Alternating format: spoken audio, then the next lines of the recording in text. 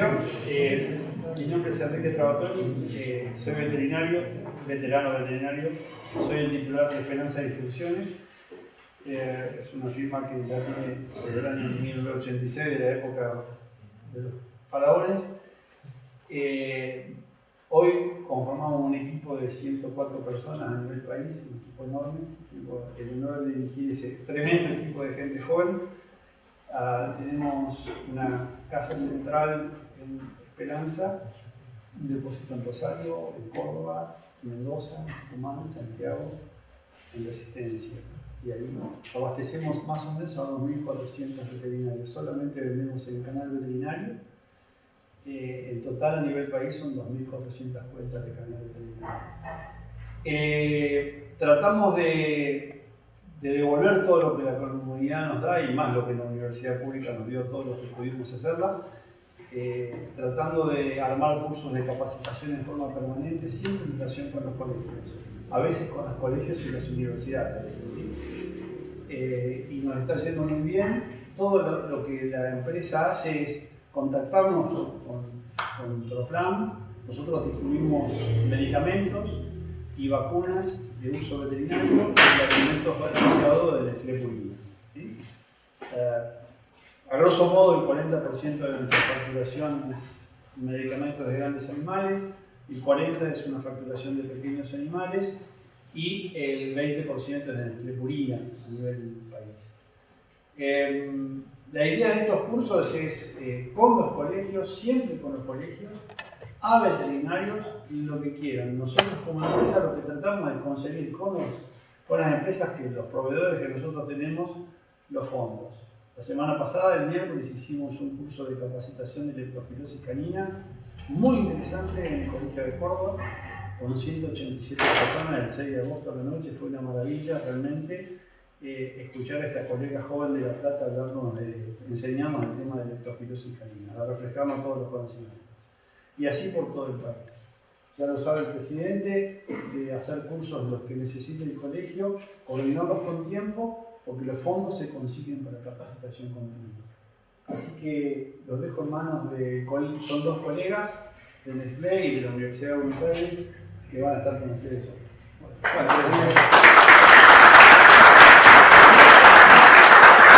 Bueno, buenas noches, me presento, mi nombre es Walter Lazzarini, soy colega, soy veterinario también, trabajo para Purina ya desde el año 2005 también y bueno, desde hace tiempo dándole soporte al NOA, pero hace rato no hacíamos nada acá en Santiago. Nos contactamos con Ariel, así que quiero darle las gracias a Ariel puntualmente y a todo el consejo por brindarnos su casa, a todos ustedes por venir. Me sorprende que realmente la cantidad de gente que ha venido, ¿sí?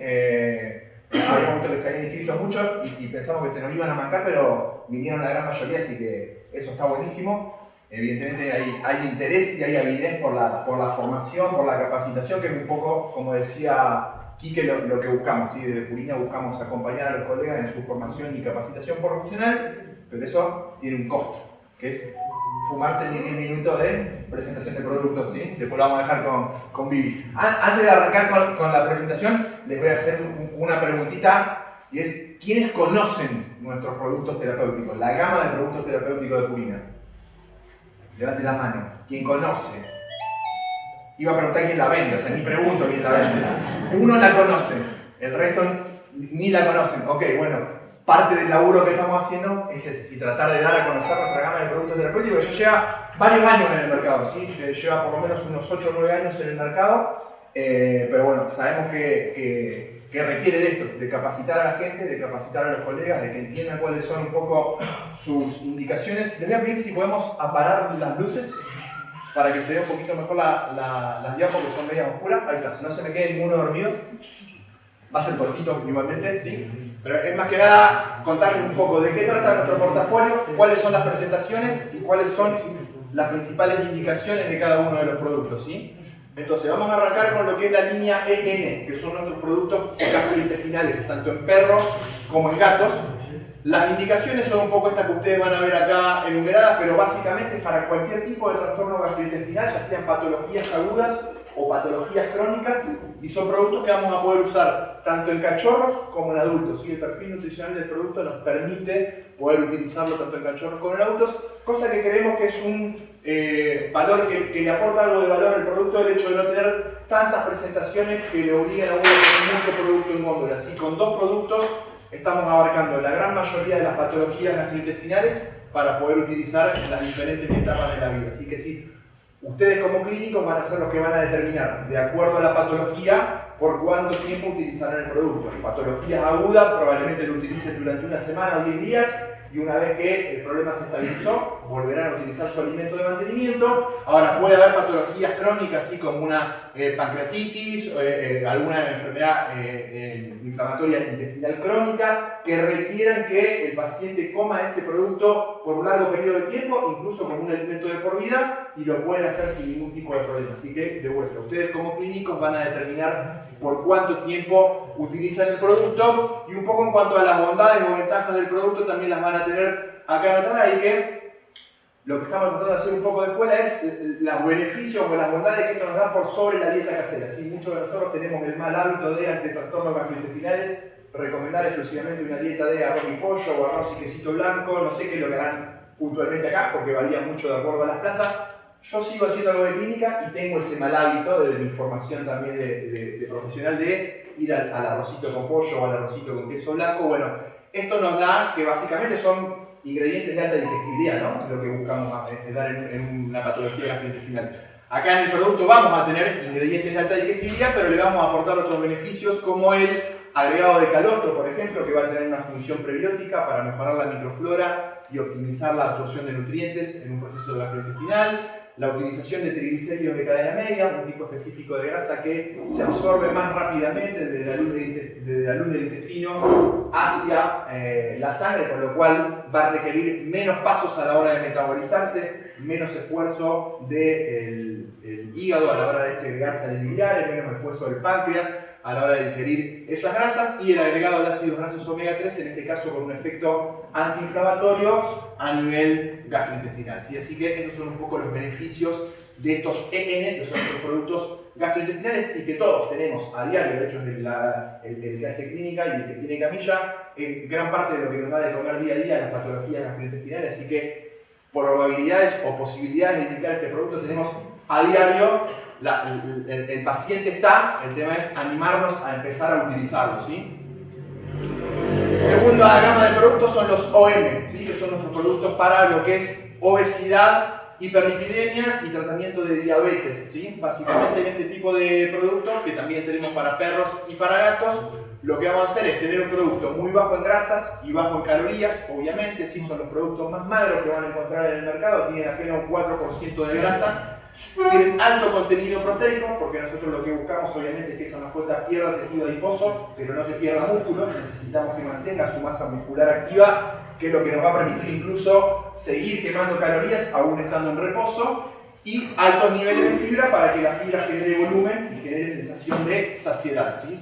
Lo otro que agregamos son isoflavonas, que son un quemador de grasa natural, para ponerlo entre comillas, así que lo que hacen es aumentar el gasto metabólico, ¿sí? Aumentar la tasa metabólica y lograr mejores tasas de descenso de peso en un producto con estas categorías, ¿sí? De hecho, las isoflavonas se venden como nutracéuticos para consumo humano, en forma de pastillita o en forma de polvito a la hora de agregar en las comidas, para aquellas personas que hacen una dieta con estas características. Las isoflavonas por sí solas, si uno sigue comiendo como loco, no van a hacer que bajemos de peso, pero en una dieta con baja cantidad de calorías ayudan a mejorar esa pérdida de peso gradual, que es lo que buscamos en las mascotas.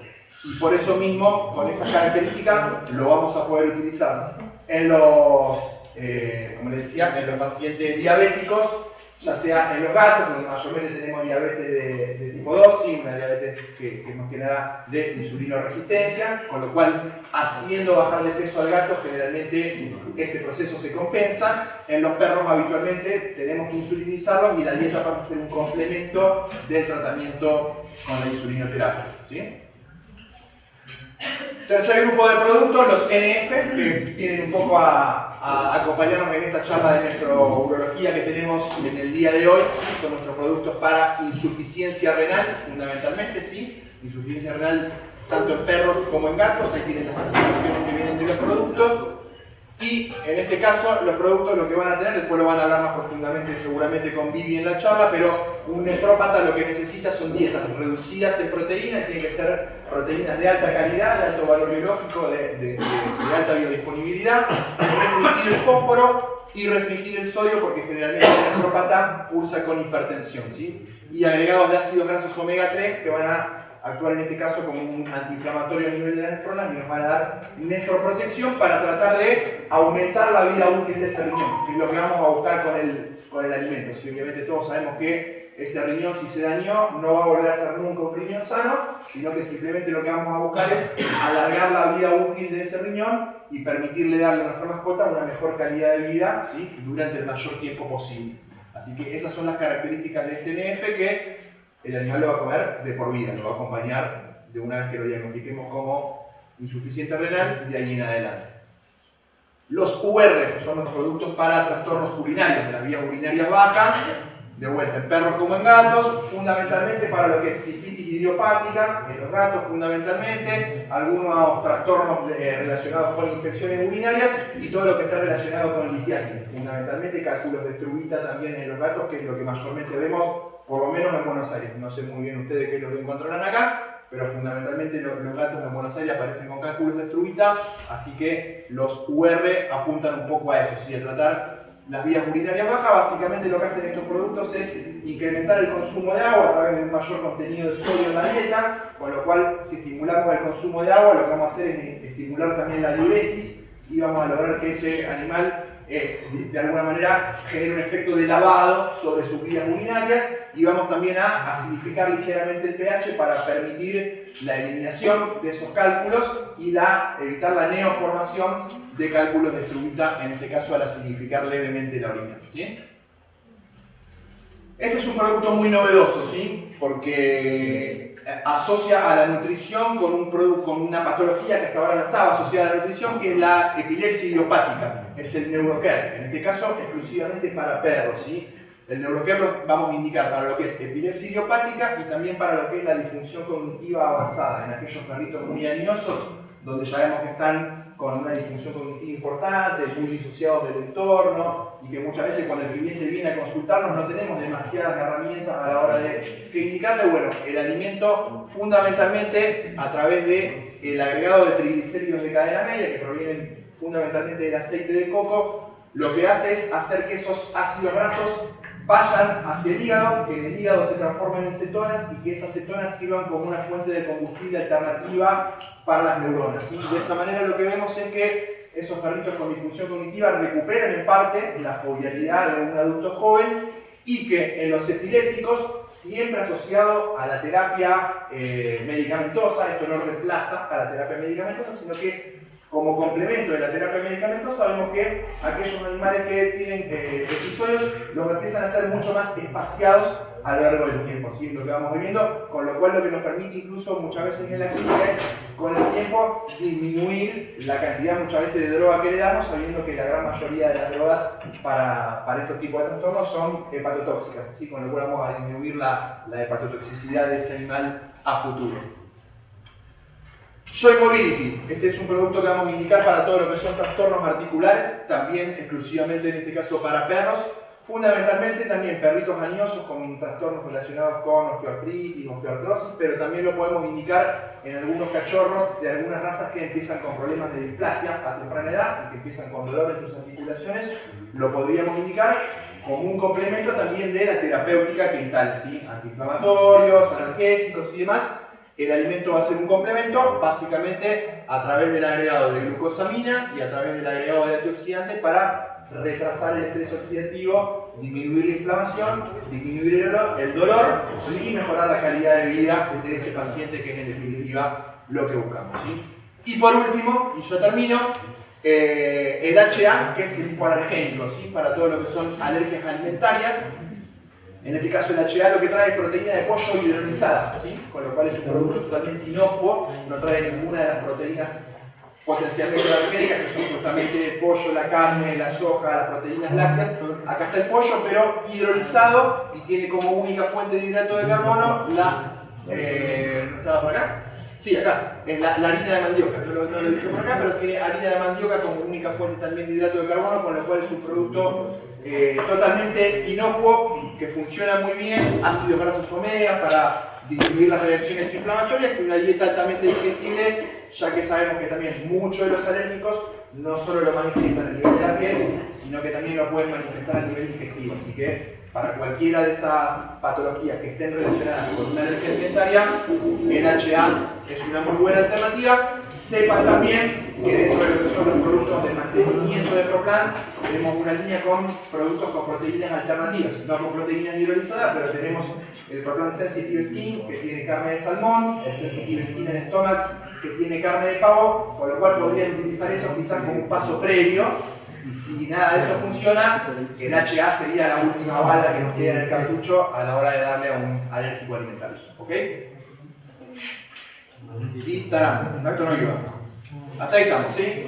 Con eso y a las corridas y a los ponchazos, les presenté la próxima vuelta cuando vengan. Si les preguntan quién conoce los productos terapéuticos, o sea, todos van a levantar la mano y espero que muchos digan: lo vendo, comercializo, una bolsa, dos bolsitas. Estamos apuntando fundamentalmente a las patologías que tenemos todos los días, ¿sí? A veces, y despertar el interés muchas veces del propietario. Problemas gastrointestinales tenemos todos los días. Problemas de piel tenemos todos los días en la camilla.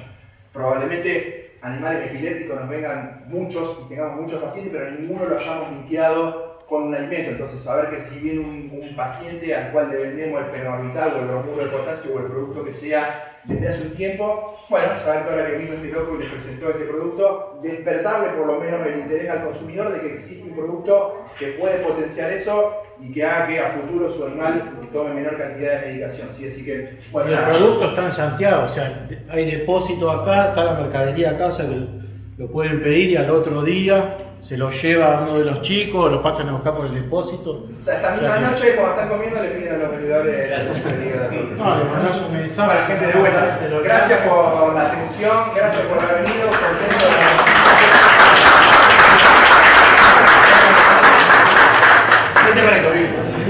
de... Y bueno, ahora sí los dejo con Vivi, que es a la que vinieron a escuchar. Pase, ahí la presentan más formalmente con currículum. Bueno, buenas noches. Simplemente para presentar a la doctora, leer un poco de su trayectoria, su currículum. La doctora es especialista Viviana Ruiz Díaz, es especialista en docencia veterinaria, especialista en clínica de pequeños animales de la uva, docente de grado de la Cátedra de Clínica Médica de la UBA, docente de posgrado en nefrología en la carrera de especialista de la UBA y coordinadora de prácticas profesionales de clínica y cirugía también de la UBA. Doctora, muchas gracias por el esfuerzo de haber venido. Es importante para nosotros tener el aporte que puedan hacer ustedes y bueno, bienvenidos.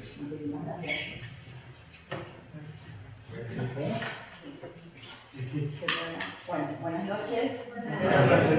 Muchísimas gracias por estar acá. La verdad que me sorprende la concurrencia y estoy feliz por eso. Agradecer a Purina por la invitación, a la distribuidora Esperanza y al colegio por permitir este espacio, no solo de capacitación, sino de intercambio. ¿Sí? Yo les voy a hablar hoy de la enfermedad renal crónica, pero principalmente cómo hacer un diagnóstico precoz.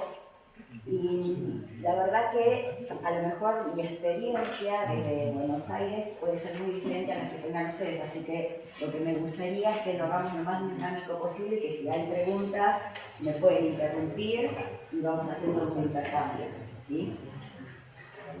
Así que bueno, esto ya lo leyeron, así que vamos a hablar de la enfermedad renal crónica. Lo primero que tenemos que hacer cuando hablamos de cualquier patología es saber qué es, ¿no? Definirlo.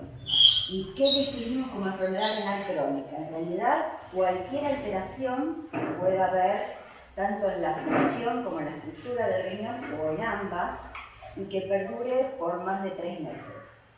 Cuando digo que perdure por más de 3 meses, esto puede ser mucho tiempo. ¿Sí? Hay pacientes que nosotros vemos que diagnosticamos con enfermedad renal que a lo mejor a lo largo de su vida fueron sufriendo pequeños daños en ese riñón que después con el tiempo se empieza a autoperpetuar y terminan apareciendo en la veterinaria con signos compatibles con la enfermedad renal.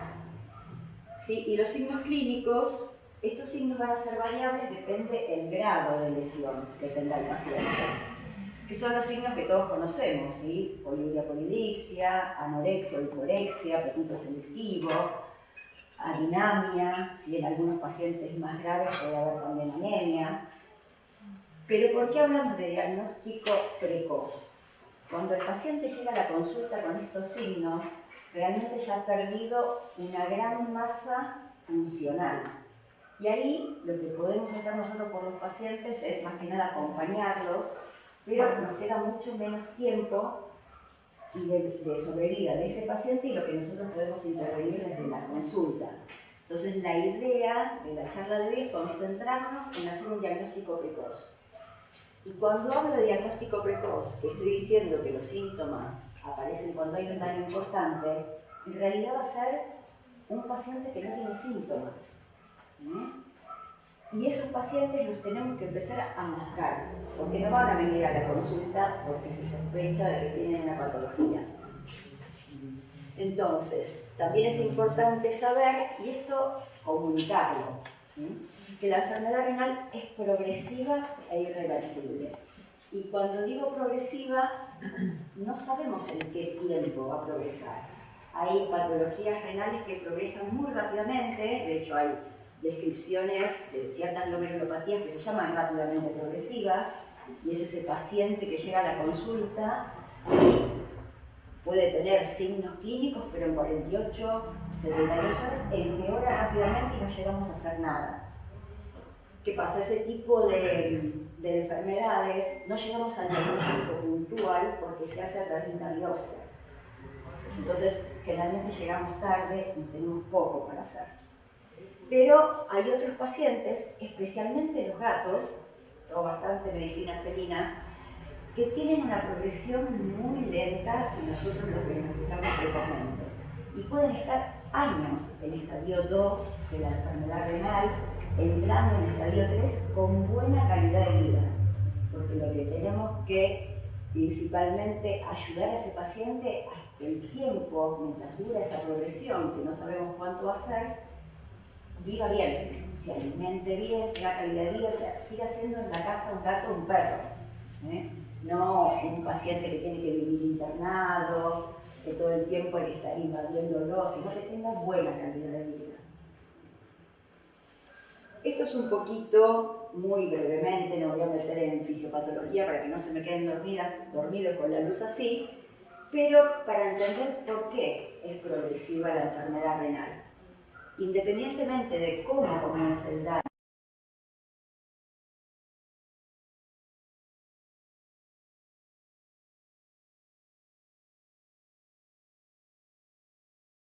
o de cuál sea la causa de la enfermedad renal, nosotros sabemos que de la cantidad de nefronas con las que nacemos, con las que nacen los perros y los gatos, no todas están funcionando al mismo tiempo.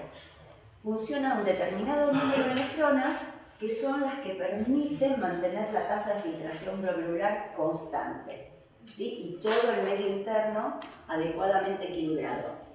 A medida que el riñón va teniendo algún daño, se empiezan a reclutar esas nefronas que estaban de reserva, hasta que llega un momento en que se agotan los mecanismos de reserva del riñón, los mecanismos homeostáticos.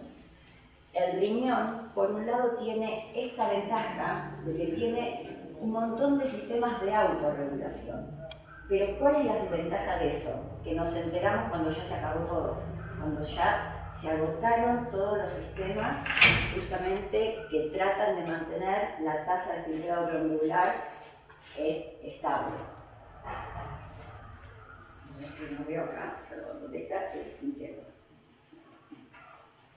Entonces, cuando los glomérulos empiezan a dañarse, o hay, por ejemplo, una caída del filtrado, puede ser por un cuadro de deshidratación, puede ser una gastroenteritis, por ejemplo. Se deshidrata, baja el filtrado, se activan varios mecanismos, principalmente el sistema renina-angiotensina-aldosterona, ¿sí? Que todos conocemos y que queremos tanto, y se produce una vasoconstricción, ¿sí? De la arteriola eferente. Entonces, ¿qué pasa Si yo, supongamos, tengo dos mangueras, ¿sí? Como sería la anterior aferente y la anterior aferente, que entran en un espacio, en una bomba, por ejemplo, y cierro la salida. Aumenta la presión adentro de ese recipiente. ¿Eso qué hace? Que aumente la tasa de filtración glomerular. ¿Pero a expensas de qué? Del aumento de la presión intraglomerular. ¿Y qué genera ese aumento de presión intraglomerular en esa nefrona? Paso de sustancia. Sí, inflamación, ¿sí? Y cuando hay un líquido que está a determinada presión y pasa solamente esa cantidad de líquido, al aumentar la presión, los poros que permiten solo la salida del líquido se empiezan a dilatar, se empiezan a romper y empiezan a pasar otras sustancias. Por ejemplo, la proteína, ¿sí? Que es uno de los marcadores precoces de daño renal. Entonces, esta nefrona, esta o varias, empiezan a sufrir esos daños, todo ese esfuerzo que hace, todos esos capilares que se empiezan también a romper, terminan dañándola integralmente. La proteína también que pasa a nivel del túbulo, o sea que ya filtró por el glomérulo y pasa en el túbulo, para la célula tubular es tóxica, porque la célula tubular tiene una capacidad limitada de reabsorción de proteínas, que son las más pequeñas proteínas que logran pasar en el filtrado normal. Entonces la célula tubular también se satura de esas proteínas y se termina muriendo. Entonces lo que empieza por una lesión glomerular termina dañando a toda la nefrona, que es nuestra unidad funcional. Se muere un grupo de nefronas, se van reclutando las que van quedando. Y así sucesivamente es como progresa la enfermedad renal. Entonces, cuando nosotros vemos un paciente con signos, ya perdió un gran número de nefronas funcionales. Y ahora vamos a ver un poquito esas cantidades, ¿no? Entonces, los signos clínicos aparecen cuando ya se ha perdido o agotado gran parte de los recursos que tiene el riñón para mantener la tasa de filtración glomerular.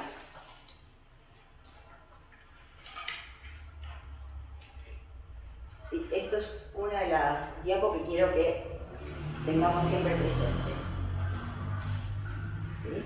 Entonces, cuando ya se ha perdido o agotado gran parte de los recursos que le permiten mantener una tasa de filtración adecuada.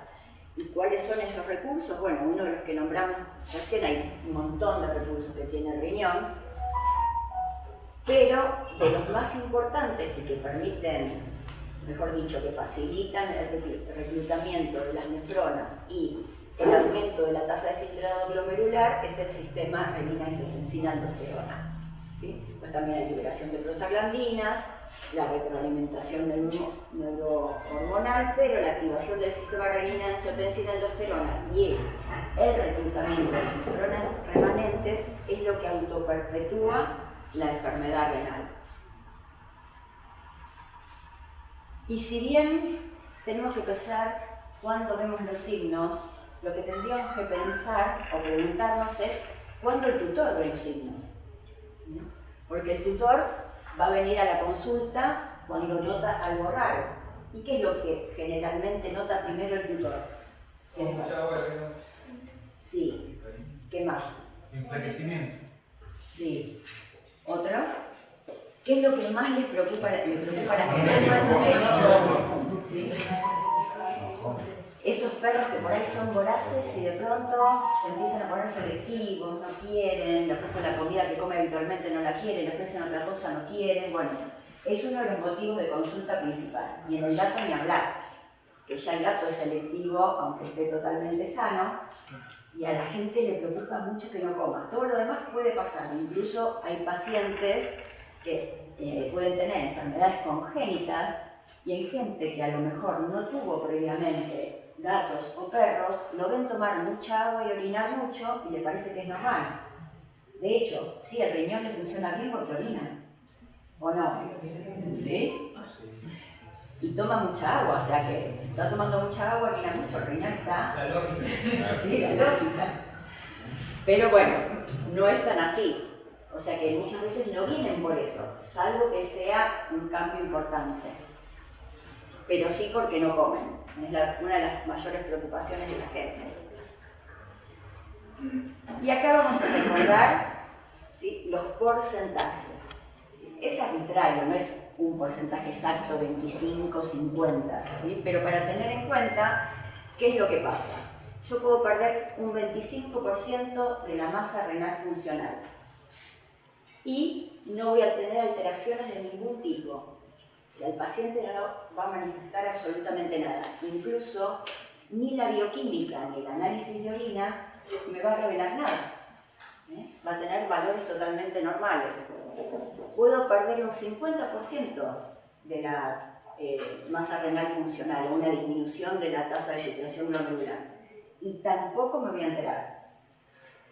Y recién, cuando llego al más del 70% de esa reducción, entre 75 y 80, empiezan a aparecer los signos. Y esa aparición de los signos coinciden con un aumento de los marcadores sanguíneos, ¿sí? O sea que es un paciente que ya tiene azotemia, va a tener valores altos de urea, de creatinina, de otros marcadores que ahora vamos a mencionar. Y bueno, después sigue perdiendo, porque dijimos que era progresiva y autoperpetuante, un 85 y más, y después ya no queda nada. Entonces, si nosotros pensamos en el paciente que llega a la veterinaria con signos clínicos, vamos a estar acá, como mínimo.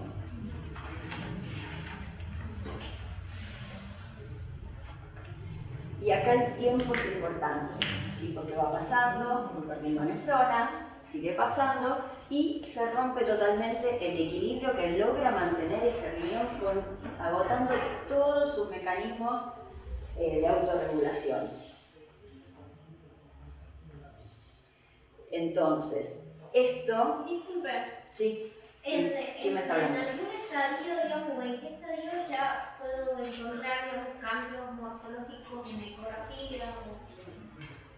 Ahora lo vamos a ver. El 50% podría ya... Eso es independiente del estadio, porque vos podés tener una alteración estructural, por ejemplo un quiste renal, y no tener alteración en estos valores y no corresponderse con un estadio.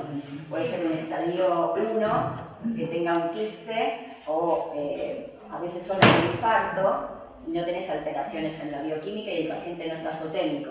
Claro, que compensa con el otro riñón o con el otro que queda del riñón. Pero, por ejemplo, si ambos riñones tuvieran alteraciones estructurales, ya, digamos, signos o algo, si habría algo para correlacionar o no está ni fidedigna la ecografía. Sí, o sea, la ecografía es uno de los marcadores que te va a decir a vos que el paciente tiene una alteración estructural, que después lo que tenés que ver, igual ahora lo vamos a ver, si esa alteración estructural se corresponde con la pérdida de función. Pero si vos tenés en cuenta que tenés que perder más del 75% de la masa renal funcional, que ahí considerás la masa renal ambos riñones, según la cantidad, según el tipo de lesión que tengas, vas a tener alteración.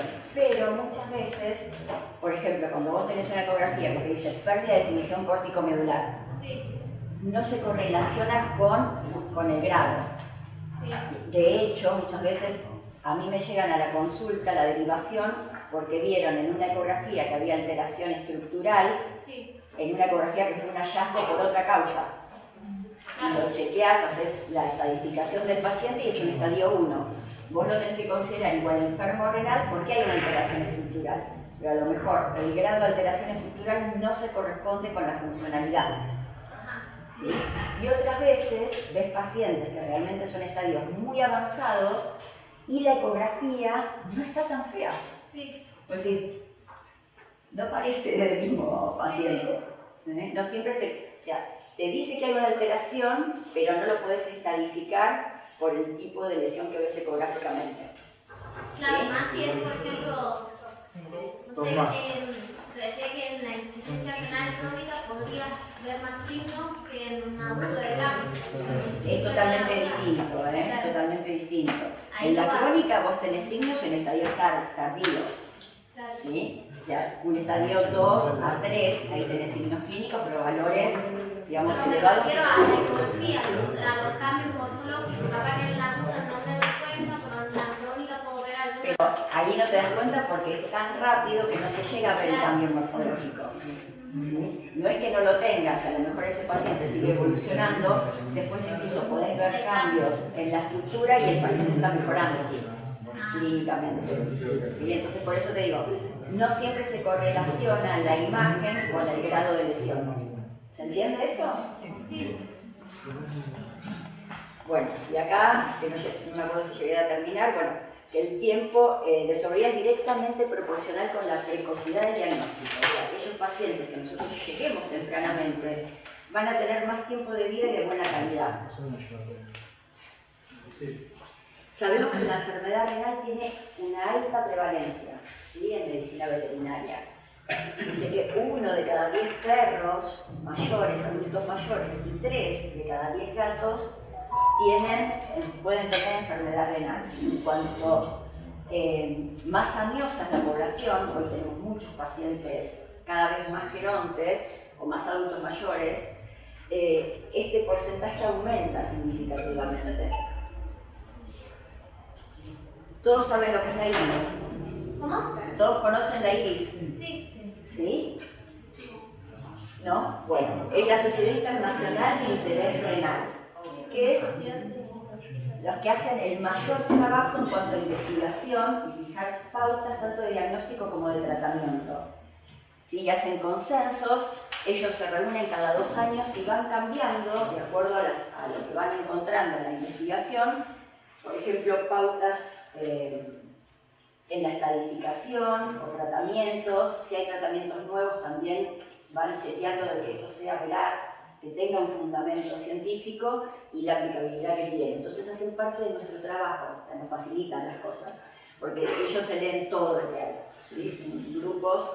Grupo interdisciplinario y de todo el mundo, hay representantes de todo el mundo, de Latinoamérica también tenemos, y establecen justamente cómo tenemos que hacer el diagnóstico. Y fíjense lo que dice acá. Los pacientes que son considerados de riesgo de desarrollar enfermedad renal crónica deben ser controlados cuidadosamente. Y a esto se refiere justamente el diagnóstico precoz. Pacientes que a lo mejor son mayores, tienen comorbilidades, han tenido, por ejemplo, que recibir ciertas drogas nefrotóxicas o potencialmente nefrotóxicas, han tenido distintos tipos de intervenciones, cirugías, situaciones en las que han estado hipotensos y que pudieron repercutir en la riñón. Entonces esos pacientes, cuando llegan a la consulta, deberíamos proponerles que le hagan un chequeo por lo menos anual. Los pacientes de más de 7 años, en todos, ¿sí? Lo que podamos. ¿Sí? Yo sé que a veces por ahí es difícil, pero nuestra misión también es educar al propietario, educar al tutor. Si la gente que cada vez está más aferrada a sus animales, y no quieren que sufran, no quieren que la pasen mal, no quieren tener que ir 20 veces al veterinario, también hacer medicina preventiva es negocio para nosotros, porque ese paciente vamos a poder hacerle un seguimiento bien adecuado y por más tiempo. Porque si nosotros prevenimos, ese paciente por ahí vive 17, 18, 20, porque es un paciente que vamos a tener mucho tiempo. Entonces, volviendo a la estadificación. Esto es, digamos, una aplicación que ustedes se pueden bajar, donde hay el Iris Pocket, se llama, que es la aplicación para bajarse, para tener en el celular, donde todo lo que yo les voy a decir lo tienen ahí resumido. ¿Sí? Tanto, no se ve bien porque, no se ve, igual yo les voy a decir.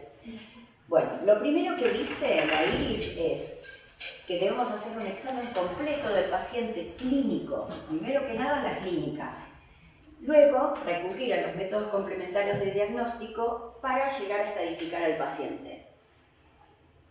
Y considera que para nosotros decir si un paciente es enfermo renal o no es enfermo renal, tenemos que recurrir a un análisis de orina, ya vamos a hablar de marcadores urinarios, un análisis de sangre y las imágenes.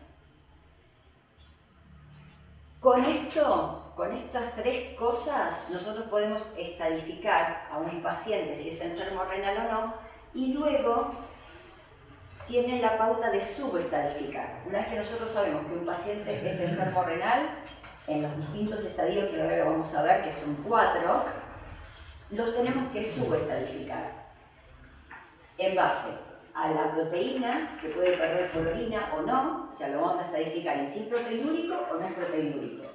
Y por otra parte, la presión arterial, si es hipertenso o no es hipertenso, porque en base a eso van a ser las pautas de manejo que nosotros vamos a hacer con nuestros pacientes.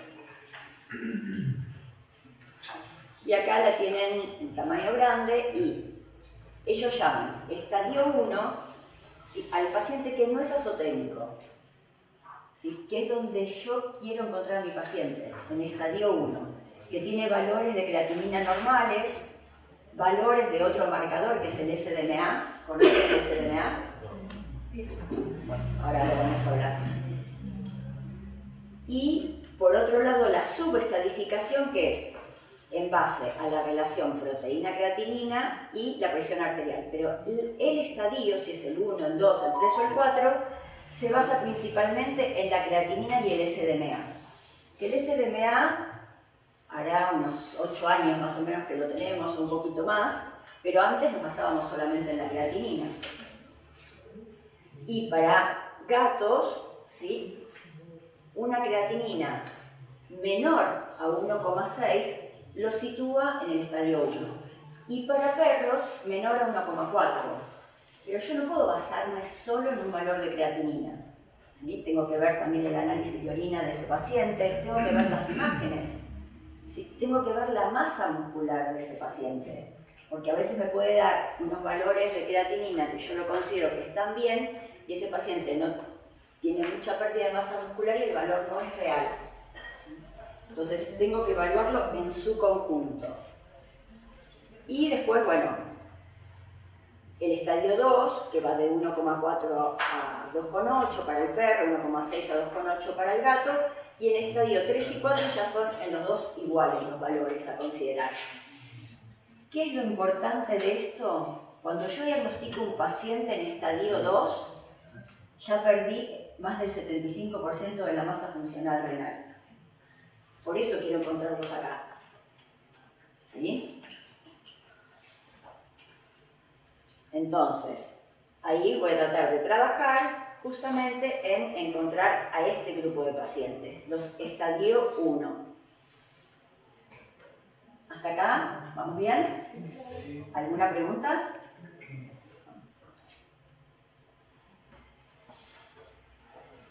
¿Qué población vamos a tratar de encontrar nosotros? Dijimos que era la población de riesgo, nos dice la IRIS.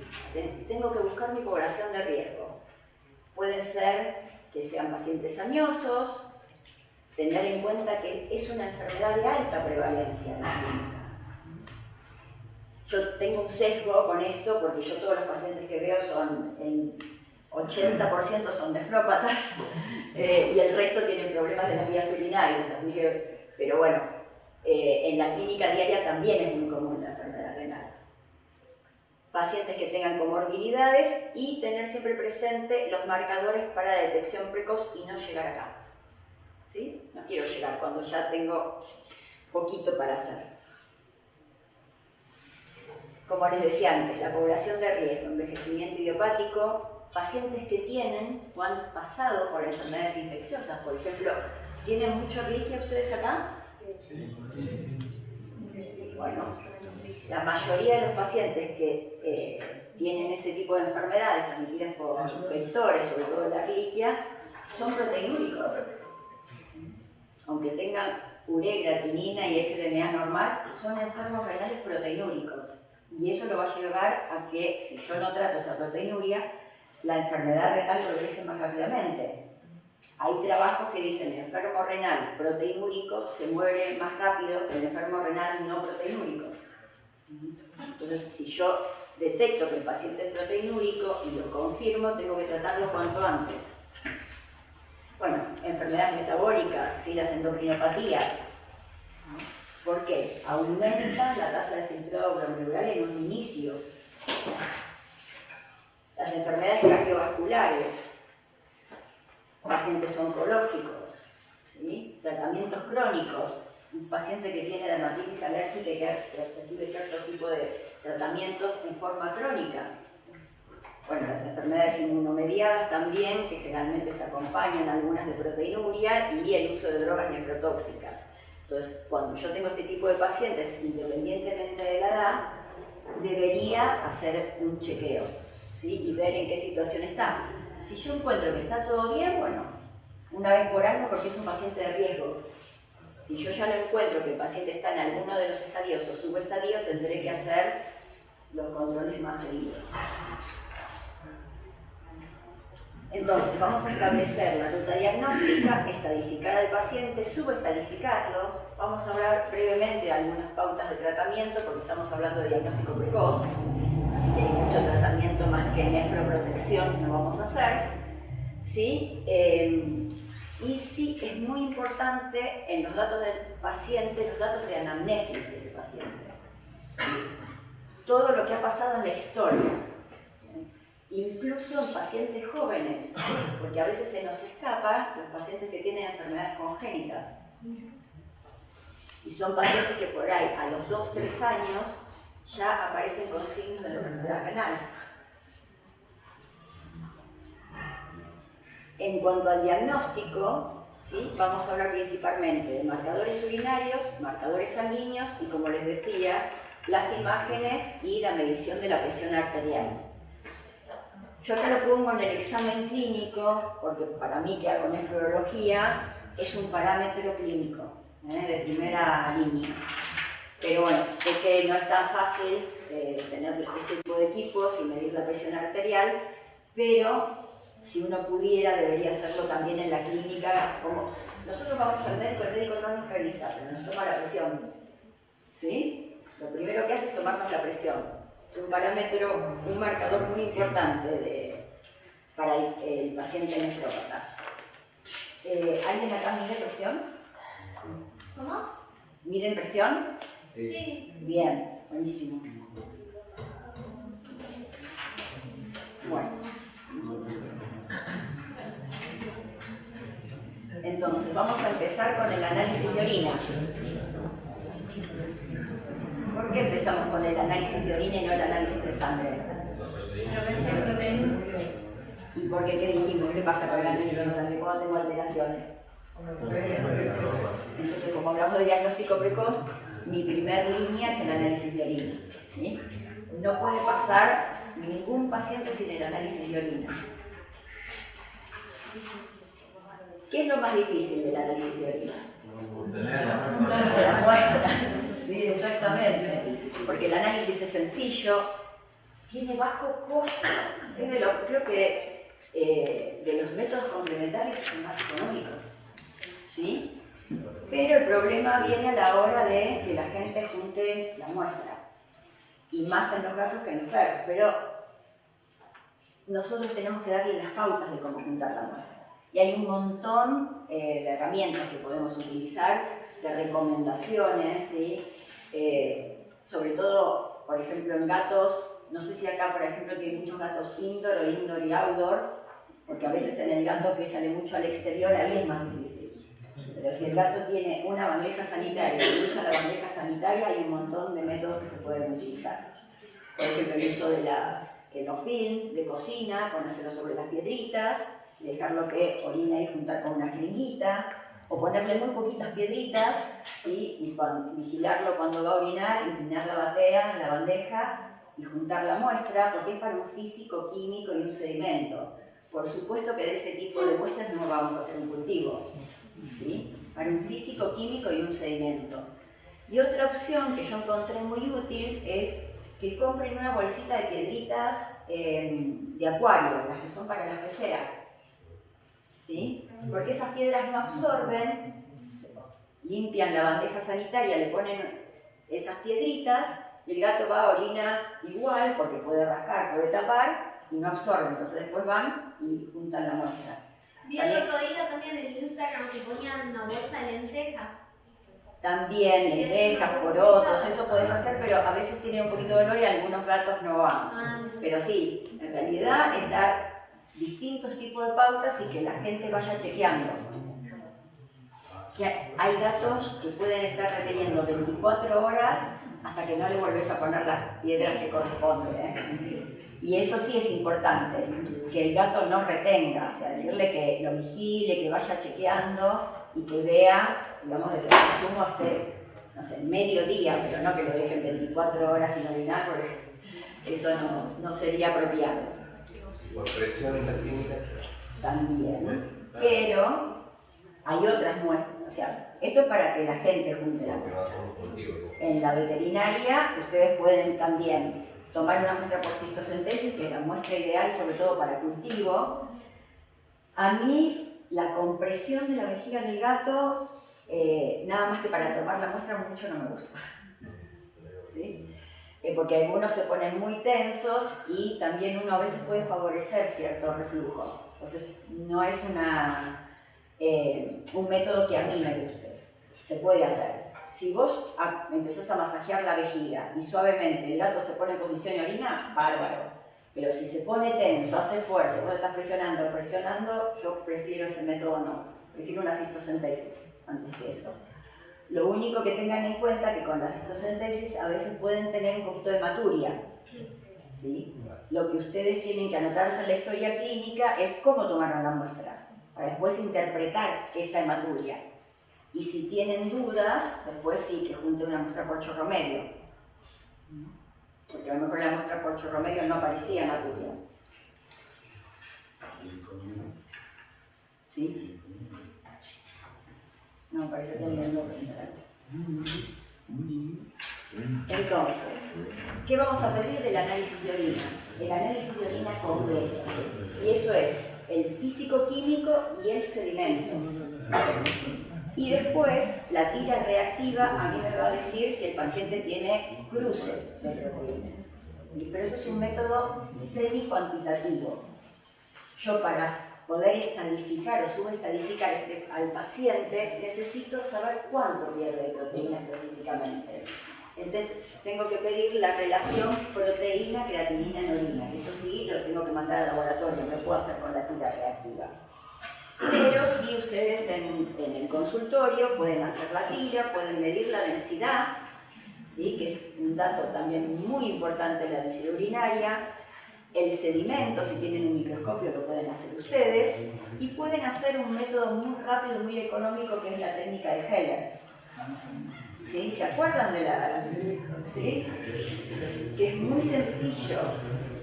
No me va a decir a mí tampoco cuánto hay, pero me va a decir si hay proteínas o no. Es una precipitación en ácido,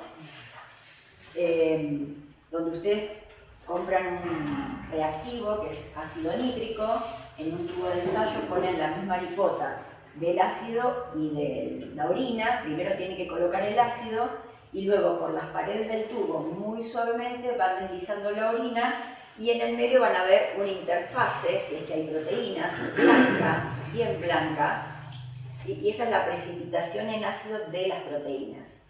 Tienen que hacerlo muy suavemente porque si se mezclan, ¿sí? la orina y el ácido, pierden la oportunidad de ver eso. Igual si pasa eso y tienen suficiente orina, lo descartan y hacen otro. El tema es cuando tenemos 1 centímetro de orina y ahí tenemos que hacer todo. Pero si es por ejemplo de un canino, que en general tenemos mucho más volumen, lo pueden hacer, si se les mezcla, hacen otra. Pero bueno, si yo hago la tira reactiva, el paciente dice, me da que es proteinúrico, que tiene 1 o 2 cruces de proteína, hago el Heller y también me da proteinúrico, debería pedir la relación proteína-creatinina en orina. Ahora bien, una única medición de la proteinuria me dice a mí que el paciente tiene una enfermedad renal con pérdida de proteínas. ¿Qué les parece? ¿Cómo? Una sola no. ¿Estamos de acuerdo? ¿Pero por qué es eso? Porque yo tengo que demostrar que la proteinuria que tiene el paciente es patológica y persistente. ¿sí? Porque hay proteinurias fisiológicas. ¿En qué casos se les ocurre? Por ejemplo, un paciente compulsivo, un paciente febril, ¿sí? Puede tener una proteinuria persistente. También está descrito de ejercicio extremo, pero ninguno de nuestros gatos hace ejercicio extremo. Por ahí los perros que hacen más actividad o agility pueden llegar a tener, aunque hay estudios que dicen que se han estudiado perros con actividad y perros en jaula y tenían más proteinuria los que estaban en la jaula que los que hacían actividad. O sea que eso que está extrapolado de medicina humana no es tan así en cuanto a la actividad física. Sí es importante que cuando hablamos de proteinuria patológica en la enfermedad renal crónica, estamos hablando de la proteinuria renal, ni la prerrenal ni la posrenal. ¿Sí? Una prerrenal podríamos tener, por ejemplo, en un paciente que tenga un mieloma múltiple, una prerrenal. Y una posrenal, ya no veo proteinuria posrenal. Posrenal. Cualquier proceso inflamatorio de las vías urinarias bajas. ¿Sí? Por eso es importante justamente ver el sedimento urinario y los signos clínicos del paciente. Yo no puedo interpretar un análisis aislado sin saber de qué paciente se trata.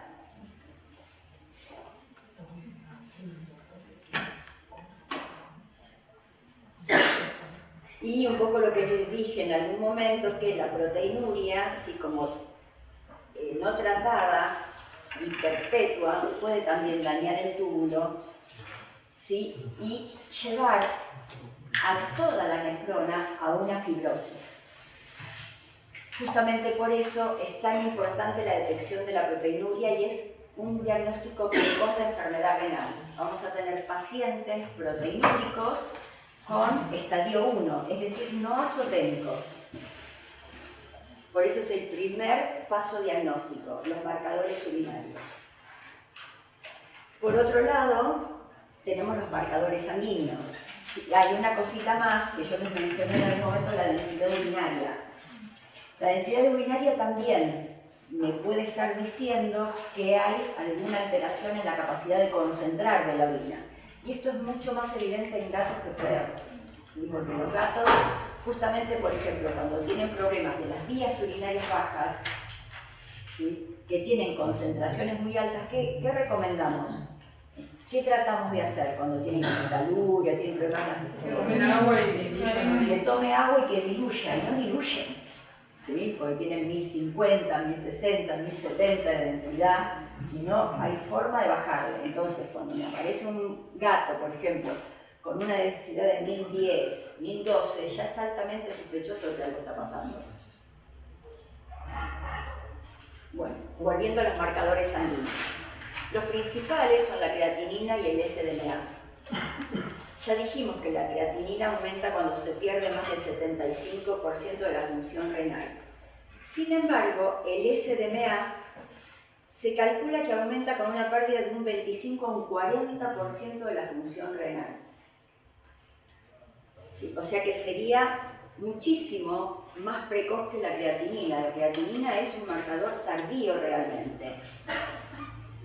Entonces, ¿qué valores esperamos tener si nosotros estamos haciendo diagnóstico precoz? Normales, ¿sí? Pero, si bien la creatinina es un marcador tardío, no quiere decir que no sirva. Y ahora vamos a ver un poquito por qué. Lo primero lo vamos a denostar y después lo vamos a premiar. ¿Sí? Entonces, es un marcador indirecto de la tasa de filtración glomerular, está influenciado por la masa muscular. Todos los marcadores, no solamente la creatinina, hay que interpretarlo con un paciente hidratado. ¿Qué significa esto? Si a mí me viene un paciente descompensado, ya sea por enfermedad renal o porque tuvo un cuadro, por ejemplo, de vómitos y diarrea de otro origen, puede ser una enfermedad digestiva, una pancreatitis, cualquier otro tipo de trastorno, es probable que los valores estén altos, pero ahí, ¿qué estaría pasando? Concentración. tiene una azotemia prerrenal, porque se deshidrató. O por ejemplo los pacientes que tienen Addison, ¿sí? Que muchas veces se piensa que tiene una enfermedad renal, lo hidratan y se normalizó. ¿Y qué dijimos? La enfermedad renal es crónica y progresiva y nunca vuelve para atrás. Si a nosotros nos pasara eso, que tenemos un paciente azotémico que viene con un cuadro de deshidratación, lo hidratamos, normaliza, tenemos que controlar qué está pasando. Si fue solamente esa deshidratación, ese cuadro prerrenal, o si cada vez que ese paciente tiene alguna alteración, un vómito, 2 vómitos, que no lo va a deshidratar mucho, igual se vuelve azotémico. Lo hidratamos, con solución fisiológica normaliza. Hay que buscar otra causa. Muchos de esos pacientes tienen Addison.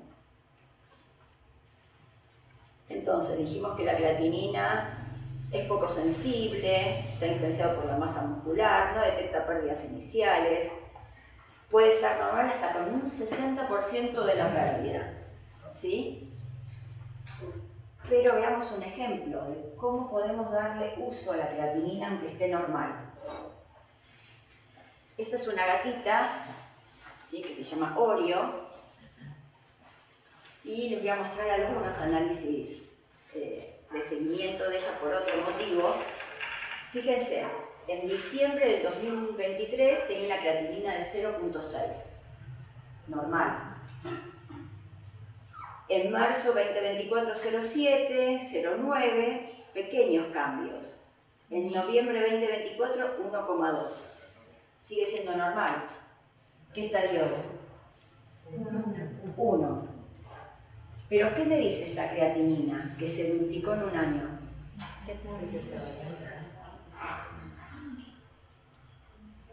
Que puedo estar teniendo una pérdida de por lo menos un 50% de la tasa, una disminución del 50% de la tasa de filtración glomerular.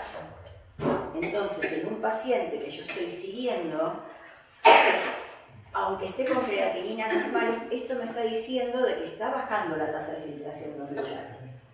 Por eso hay que darle importancia a las creatininas normales también en un seguimiento.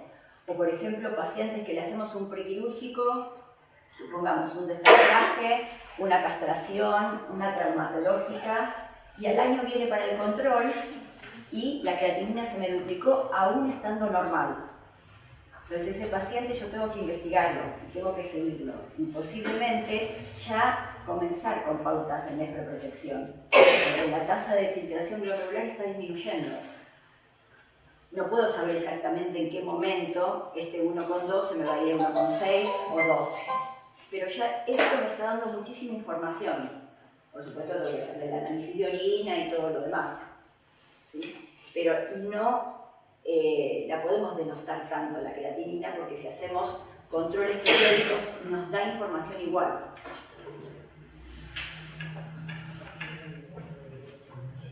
¿Sí? Y la iris dice lo mismo. Dice que la concentración de creatinina en sangre que aumenta el valor similar al que tenía mi paciente durante varios años, dice acá, pero fíjense que Oreo aumentó en un año. Dice, durante varios años, sin evidencia de deshidratación o un cambio en la masa muscular, podría indicar al menos una reducción del 50% de la tasa de filtración glomerular. O sea, ¿es útil la creatinina? Es contraútil.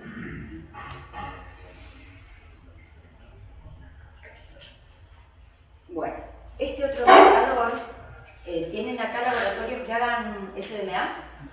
Sí. Bien.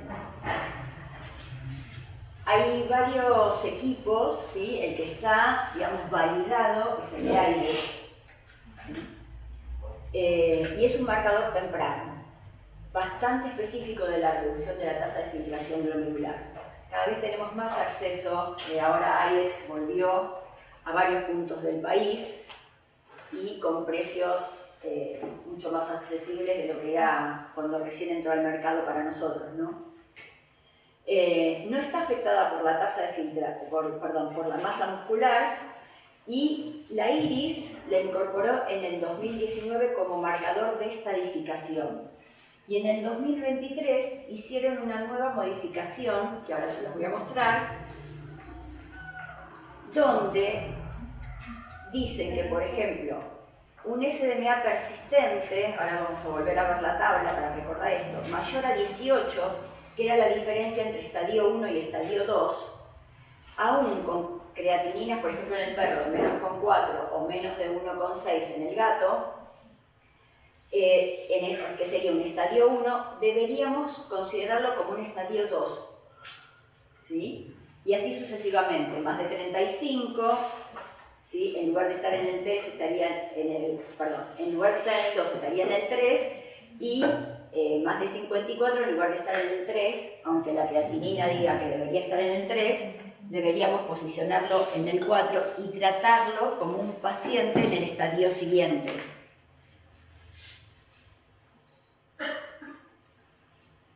Bueno, la de gatos es similar, pero el único que cambia es el primer valor, ¿sí? En cuanto a la creatinina. O sea, que si yo tengo un paciente que por la creatinina está menos de 2,8, pero el SDMA me da más de 36, debería posicionarlo en estadio 3. ¿Sí? Lo mismo para los otros estadios. ¿Y saben por qué se estableció esto? Porque realmente el rango de creatinina es demasiado amplio. Y la clínica de esos pacientes es muy diferente.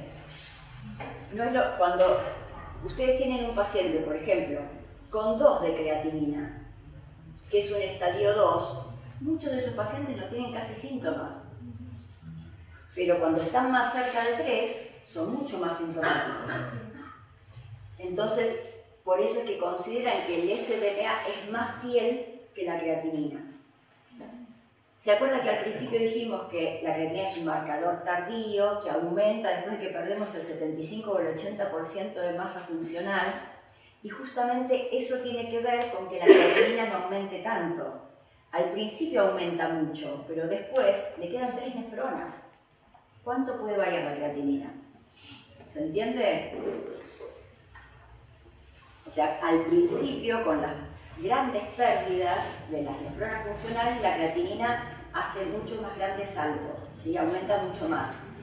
Pero en los estadios finales, con pequeñas pérdidas, pero porque no tiene más nefronas, no son tantos los cambios en el valor de creatinina. Sí, se encontraron algunas diferencias con algunas razas, ¿sí? De valores tanto de SDMA como de creatinina, por ejemplo en los birmanos, en los galgos, en Maine Coon, ¿sí? Los gatos gigantes. El valor de creatinina y de SDMA suelen ser un poco más altos, hasta un 20%, en gatos y perros sanos. Ay. Bueno.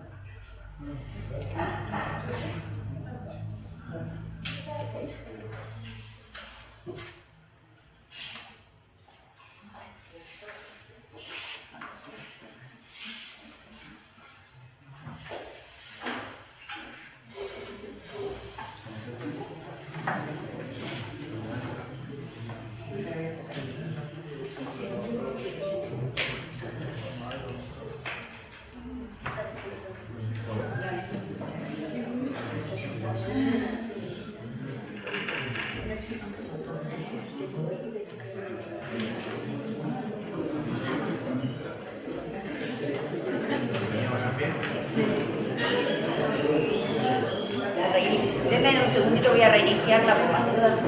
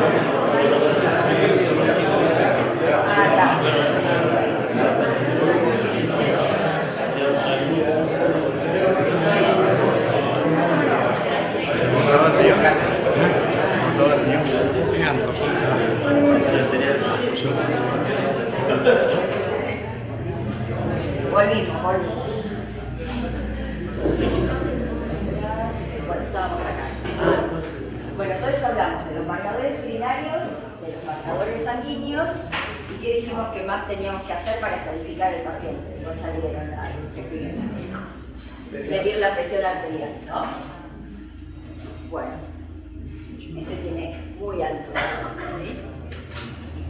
Así como la iris fija pautas para la enfermedad renal, tenemos la PIN, ¿sí? Que establece también parámetros en cuanto a la medición de la presión arterial y un montón de otras enfermedades que tienen que ver con el medio interno de la medicina interna, ¿sí? Pero lo que es importante tener en cuenta el porqué de estos valores, ¿sí? Lo estadifican en cuanto a si el paciente es normotenso, ¿sí? Con valores de presión arterial menores a 140, prehipertenso entre 140 y 159, hipertenso entre 160 y 179 y más de 180, hipertenso severo.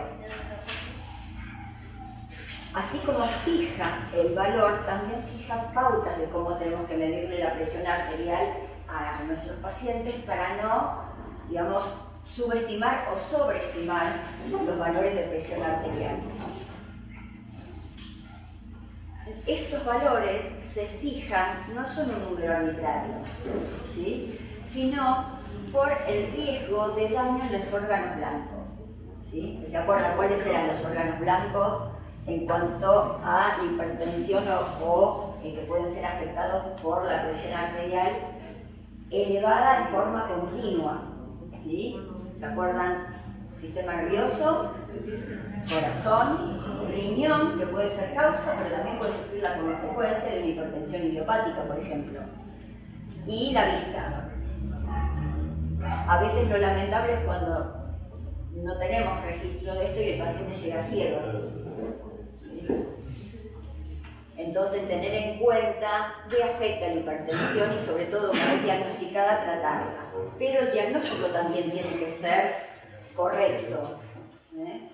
Un paciente que viene con estas características, yo no le voy a medir la presión en ese momento, porque me va a dar 180 o hasta 200. Hemos tenido registro de 230, es decir, y no. Está un poco de mal humor, pero no está hipertenso, no siempre está hipertenso. Bueno, yo siempre lo pongo a él como ejemplo, porque ya hace varios años que lo atiendo, y él cuando llega al consultorio, la tutora pone la transportadora sobre la camilla, le abrimos, y él sale, inspecciona, y yo atiendo con turnos, o sea que la hora que estoy con este paciente es de ese paciente, inspecciona todo, después se sube él a la camilla y así. Yo estoy en el escritorio hablando con la tutora y él está 5 minutos así vocalizando, protestando, diciéndome que me calle. ¿Sí?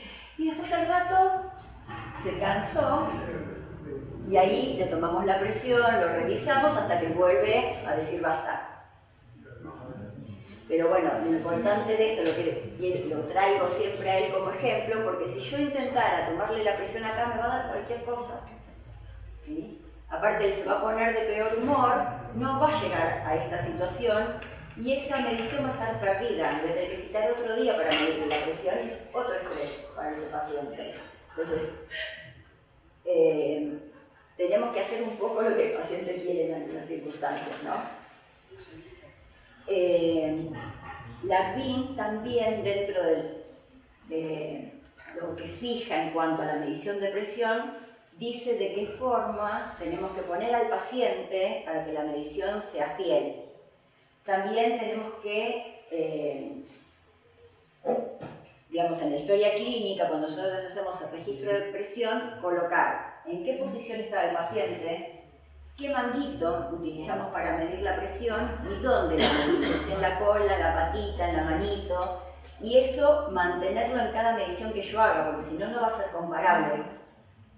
Ahora bien, la BIM dice que tenemos que poner al paciente en decúbito lateral, ¿sí? Perro, gato.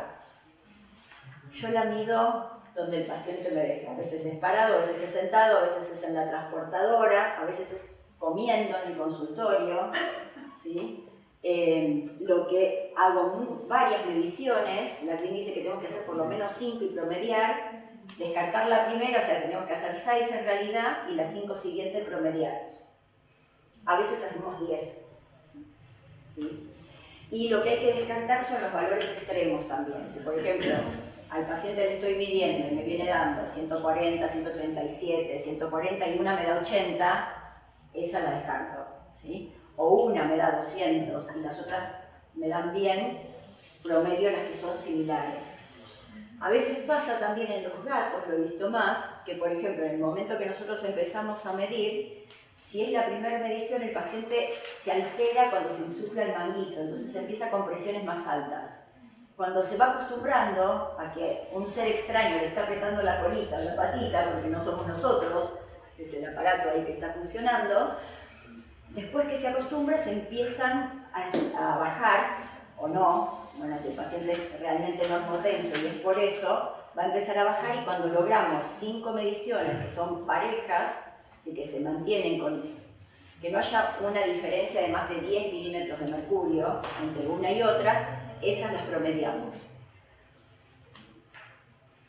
Bueno, existen distintos equipos de presión, si bien el que está validado por la IRIS y por la BIN es el Doppler, ¿sí?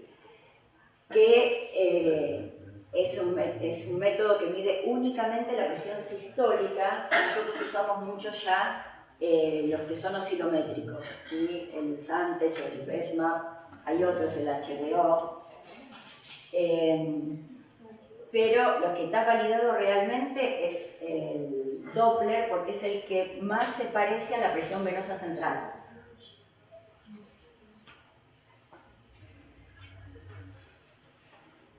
Bueno, y nos queda la ecografía, y como comentaban antes por acá, me va a revelar si hay alguna alteración estructural, ¿sí? Pero no se correlaciona siempre con el grado de daño, el grado de enfermedad renal o de pérdida de la función renal. Pero muchas veces es el motivo por el cual a mí me llegan a la consulta, ¿sí? Porque, como les decía antes, hicieron un estudio por otra cosa o lo van a operar, le hacen un paciente oncológico, por ejemplo, le hacen todo un paneo, placas, ecografía, y le encuentran, puede ser un lito en el riñón, puede ser un quiste cortical, o puede ser alteración en la estructura, en la diferenciación córtico-medular. Entonces, a veces el motivo de consulta, el diagnóstico precoz, es a través de la imagen. Llegan primero por la imagen y después le hacemos todo el chequeo para estadificar. Por ejemplo, ya falta poco, Este es un paciente joven, ¿sí? 3 años de edad, no sé si se ve ahí, que llegó a la consulta. Yo trabajo en la facultad y trabajo en 2 lugares particulares que son centros de internación y de derivación. Y este gatito llegó a la consulta porque no estaba queriendo comer y un gato de 3 años era bastante activo y tenía poca actividad. Como ahora está muy de moda el POCUS, el ECOFAS, en todos los lugares primero le ponen el transductor, el ecógrafo, y después todo lo demás. Bueno, resulta que en Merenguito encontraron una alteración estructural, ¿sí?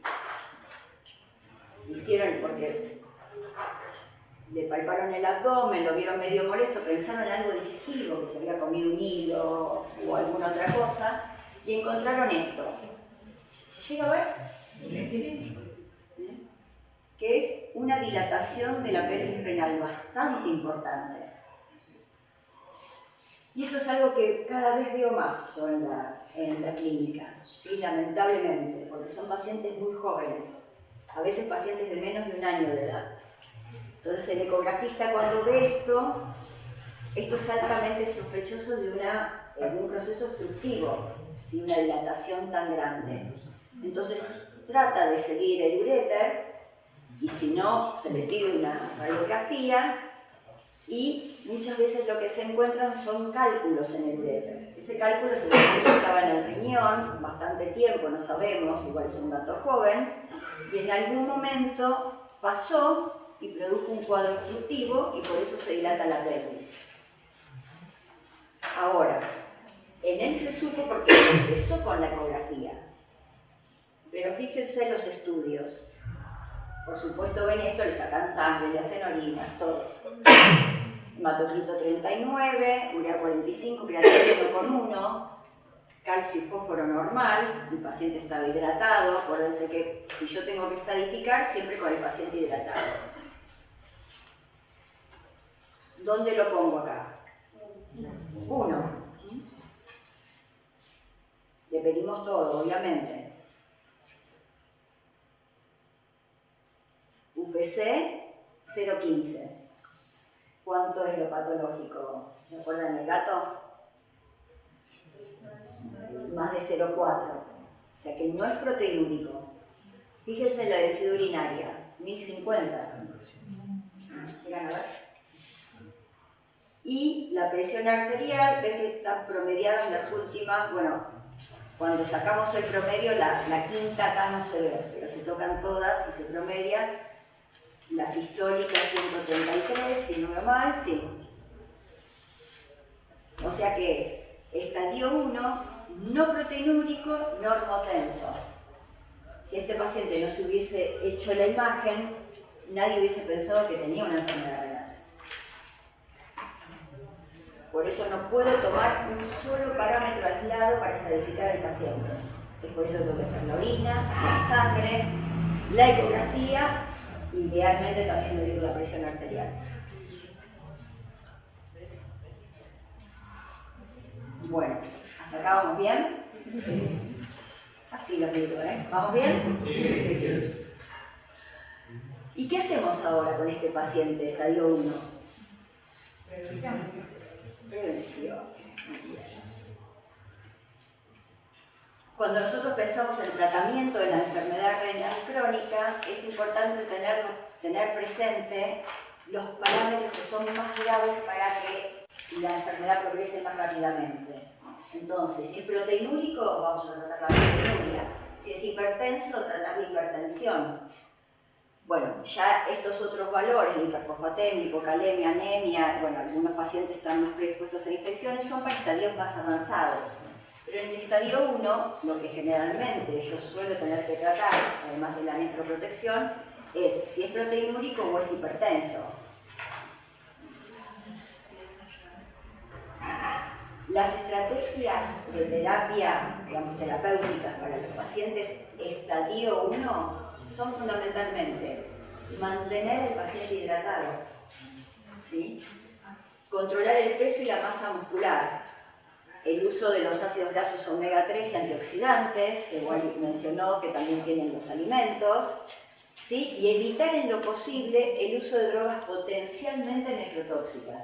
No siempre puedo hacer eso, porque a veces, por ejemplo, hay pacientes que tienen infecciones y el antibiograma me dice que la única droga a la que es sensible esa bacteria que me está provocando el problema es una droga potencialmente nefrotóxica. Entonces, ¿qué hago? ¿Lo dejo con la infección y que se me muera de una septicemia o lo trato igual con la droga nefrotóxica? Voy a tener que tratar igual. Lo que posiblemente tenga que hacer es colocar un catéter, hidratar a ese paciente, favorecer la eliminación de esa droga y hacer ese tipo de nefroprotección. Por supuesto que si ese paciente yo ya lo tengo estadificado en un estadio 1 o incluso más avanzado, tendré que monitorearlo mientras recibe el tratamiento. A las 48, 72 horas volver a repetir el estudio a ver si se mantienen los valores estables o se está agudizando su enfermedad renal, porque en ese caso sería un factor de agudización. Para proteger el riñón, ¿qué solución sería la mejor? Finger lactato. Un finger. 100%. Bien. Bueno. Esperen que vuelva un chiquitito acá. El uso de los ácidos grasos omega 3 ¿sí? Tiene varias funciones en lo que es la nefroprotección. ¿Sí? Favorece la perfusión también del riñón, no solamente actúa a nivel de riñón. Se usa también para cardiopatía, para problemas del sistema nervioso. La verdad que es una ayuda importante en pacientes que no son sintomáticos como para favorecer a que esa función renal esté lo más estable posible por mayor tiempo. Y también que el paciente esté bien nutrido, no bien alimentado, que no es lo mismo. Por ahí en los pacientes que son estadio 1 no pasa tanto, porque los que tienen enfermedades más avanzadas, yo soy muy amiga del tubo, de la colocación del tubo de alimentación. ¿Por qué? Porque la gente dice que come. El tema es qué come y cuánto come. Pero por ahí, cuando decimos de colocar un tubo, dicen, no, pero hoy comió un poquito. ¿Y cuánto comió? Y un pedacito así de pollo. ¿Se nutrió ese paciente? No. O sea, yo tengo que garantizar que tenga una buena nutrición y completa. Porque si el paciente, además de tener su enfermedad renal, si ya es grave y tiene un montón de los potenciadores de perpetuar la enfermedad renal, como dijimos antes, la anemia, la hiperfosfatemia, la hipocalemia, y no se nutre, se va a morir más rápido.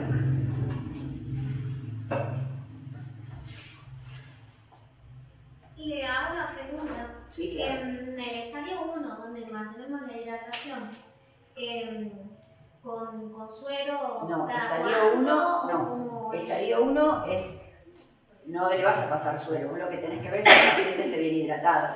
Que tome agua. Sí, que tome agua, que coma alimento húmedo. Ah, ¿sí? Yo insisto mucho con la incorporación de alimento húmedo. Que sea un alimento de buena calidad. No necesariamente si es un estadio 1 tiene que ser un renal. Un alimento para enfermedad renal. Tiene que ser un alimento de buena calidad para un paciente acorde, adulto mayor, gato, perro. ¿Sí? Pero que sea parte de alimento En húmedo. caso, por ejemplo, ¿qué opciones, además de los pouch o las latitas, cómo aumentar el consumo de agua? A veces podés saborizarle el agua con algo que le guste. Yo a veces utilizo premios, ¿sí? Pero que lo usen súper diluido como para que tomen agua. Ajá. ¿Me vieron los sticks? ¿Sí? No, pero es importante que la alimentación sea de buena calidad, sobre todo porque ya sabemos que es un paciente que está enfermo. Entonces, el hecho de que coma una alimentación completa es importante. Y el balanceado a mí me libera de estar medicando más al paciente. Está bien, hay algunos animales que no aceptan el balanceado cuando tienen una enfermedad avanzada. Bueno, en ese caso yo los derivo a un nutricionista que les formule una dieta completa, porque si no le estoy dando una dieta incompleta, pero considere que cuando pasan a dieta natural le tiene que agregar las vitaminas, los minerales, los omega, todo lo que en el alimento ya viene en una carpeta. ¿Sí? Y algunos gatos o algunos perros, usted le puede dar pastillas, le puede dar jarabe, le puede dar todo, y hay gatos que no les pueden dar absolutamente nada. Entonces el alimento le soluciona un montón de cosas. Y bueno, ahora sí, ya vamos terminando. ¿Hasta acá alguna pregunta? Vamos a ir a las conclusiones. ¿Sí? ¿Alguna duda? De acuerdo a esos estadios, ¿Quién me está hablando? de acuerdo a esos estadios, ¿cuándo puedo clasificar yo que es nefritis o una nefrosis? No, por los estadios no lo clasificás. No, Eso por no, la imagen. pero que coincidan, digo. No te entiendo la pregunta. No. Una nefritis, vos lo que podés tener es una pielonefritis independientemente del estadio. Ahí lo ves porque tiene una leucocitosis y además una dilatación de la pelvis, pero que es leve, no es como la dilatación de una obstrucción ureteral.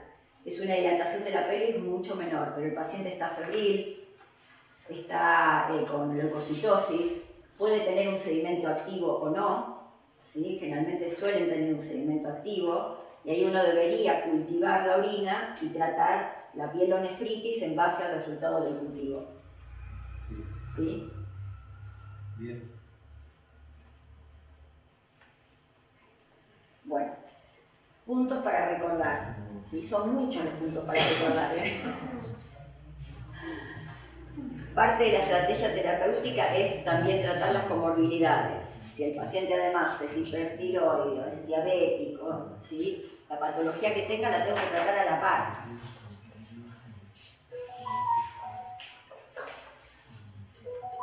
Entonces, vamos a prepararnos para la maratón. Esta por inteligencia artificial. Le pedí y me hizo acá la nefronita que tiene, ¿ves? El túbulo. Bueno, entonces, para cerrar, tenemos que establecer los protocolos diagnósticos. Evaluar cuál es nuestra población de riesgo, y en base a todo lo que mencionamos, de las comorbilidades, de la edad, la evaluación del paciente y sus antecedentes siempre. Estos son datos que siempre tenemos que tener presentes. Los marcadores urinarios, los marcadores sanguíneos, las imágenes, la valoración de la presión y en base a todo eso, recién voy a estadificar al paciente. Recordar que un porcentaje significativo de perros y gatos mueren de o con enfermedad renal, además de las otras patologías que tengan, que el tiempo de sobrevida es directamente proporcional al tiempo del diagnóstico. Si diagnosticamos precoz, viven mucho más. De hecho, yo tengo la suerte de tener pacientes gatos de 19 y 20 años, y varios, no solo, y que los vengo tratando hace 4 o 5 años, no que recién llegaron. Análisis de orina completa suele ser el método diagnóstico más precoz, ¿sí? Por todo lo que dijimos. Los estudios de imágenes son útiles, esto para responderle a la colega que preguntaba sobre esto también, pero no sirve para estadificar la enfermedad renal. El diagnóstico no es excluyente de las otras comorbilidades que deben ser descartadas o tratadas. Bueno, tratar específicamente a los pacientes estadio 1 proteinúricos hipertensos. Esto nos permite también ir realizando ajustes. ¿Sí? A lo mejor el paciente que es estadio 1, prehipertenso, yo lo voy controlando, cuando es hipertenso lo empiezo a medicar, lo sigo controlando. A veces normaliza la presión arterial, ojo con eso, porque lo normaliza porque está medicado, no le vayan a sacar la medicación. ¿Sí? Nosotros le vamos siguiendo las mediciones y va dando normal, pero está medicado. Y generalmente el paciente que es hipertenso, siempre es hipertenso. Nosotros lo controlamos, igual que es proteinúrico. Y recordar que el objetivo principal es enlentecer el avance y mejorar la calidad de vida de nuestros pacientes. ¿Sí?